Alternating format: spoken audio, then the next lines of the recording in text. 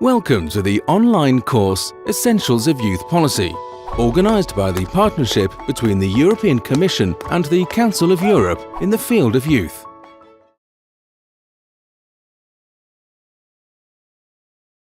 My name is Tomi Kiilakoski. I work as a senior researcher in the Finnish Youth Research Network. I have studied youth work and youth participation, youth extremism, also young people at school for 10 years now.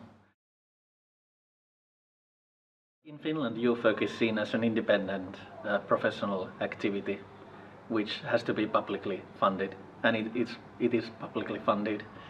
So it differs from schools, it differs from social work, it differs from other leisure time activities. So it is seen as an independent profession. And the value of youth work is, we feel that young people need, or young people need and they have a right to have services also in the leisure time. And those services need to be based on what young people want to do and what opportunities are given to them. And young people as a resource, not only young people as a problem. So helping young people to be together, to experience nice things, experience company of other people. That's one of the goals of youth work, and state has to provide for that, because it's not enough for young people to be in a home and to be at school. They need the so-called third spaces outside home and school. And youth workers are usually really good at organizing group services. They are good at listening to young people, and I'm always reminded by a young person who I interviewed who said that young people, he was talking about himself, young people need adults without a title, and he meant that not all the professions should be problem oriented. Young people as clients of social services, young people as agents needing protection, young people as patients who have health issues, but young people as young people, and that is exactly what youth work is doing, and it has to be provided by the state in order that we can secure the quality of a youth work, and we can secure that every young person living in different corners of Finland is able to enjoy these services. Well, of course, youth work has a long history in Finland, and since the Second World War, youth work started becoming more and more professional, and in the 70s youth work was accepted as a municipal profession, which the local governments had to pay for. And there are always two arguments for youth work. One is problem oriented, that we are preventing problems while doing youth work. So we have less violence, less disturbances, less societal frictions, so to speak. And it's true, but it's only a half true about youth work. And it's really easy to measure how many crimes they're prevented when we made interventions in the youth work. But another argument for youth work is that we are we are making something possible in the lives of young people, and while doing so we are empowering young people. And youth work is usually based on a belief that whenever young people are doing something meaningful together, they learn a lot of things and they are able to enjoy, and it increases their quality of life. And we need those two explanations. We need to look at the problems, obviously, but if we are only looking at the problems, we don't get what youth work really is about. So it's also about young people as a resource. And while doing so, wonderful things might be revealed to us, because young people, they are the future of our societies, and they have valuable lessons to be taught to us as an adult society. So, and of course it's a matter of generational justice as well. As a society, we are spending money. So spending money on young people, that's what we need to do. It's one of the rights as well, right to provision, right to fair share of a society's overall wealth. One thing would be talking about the needs of young people. What do they need in their life to be good citizens, and in the future be good fathers? And another thing is what are they entitled to expect from society?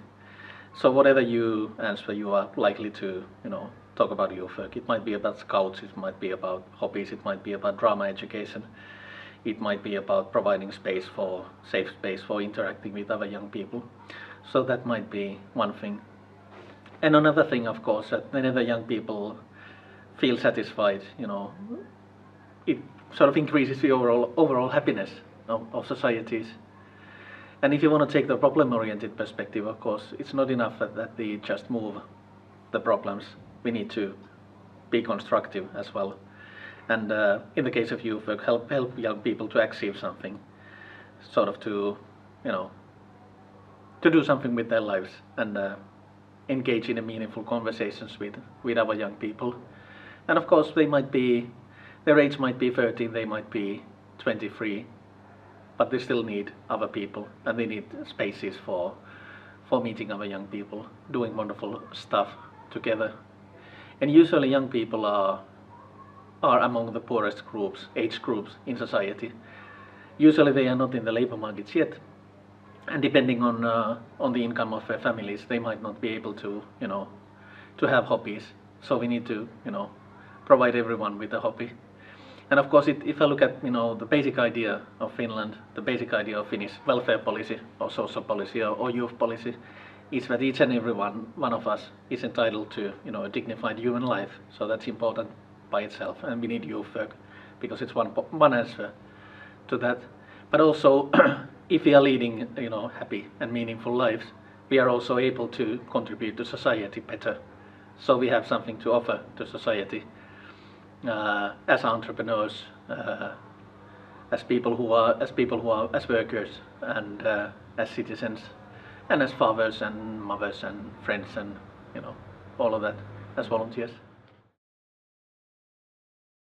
Well, lately there have been developments that these different professions in Finland and in Nordic societies in general have become increasingly more sort of mixed with each other, intertwined, so to speak. And there's a change in how we view young people in Finland. So a lot of the local governments have tried to come up with the so-called lifespan models, looking at what happens from the early childhood to the early adulthood, and sort of trying to see if there are gaps or anything there, and sort of to provide safe and empowering environment for young people and the children. So there's a need to do things together. So we are sort of better equipped to answer to the demands of the lifespan models.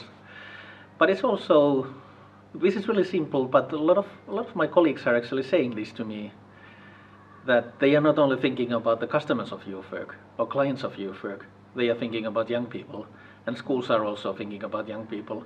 And if they ask this question, what do the young people need, and what kind of learning environments and growing environments can they build to them, I think it's obvious that they can't do it alone as youth workers. And that doesn't mean that identity of youth work is lost in the process.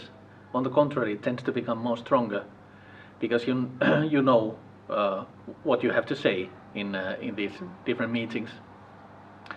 So that's basically it.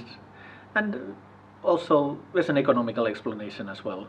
If you look at what's being done, you might realize that we are all doing something, and it's enough that we only do it once.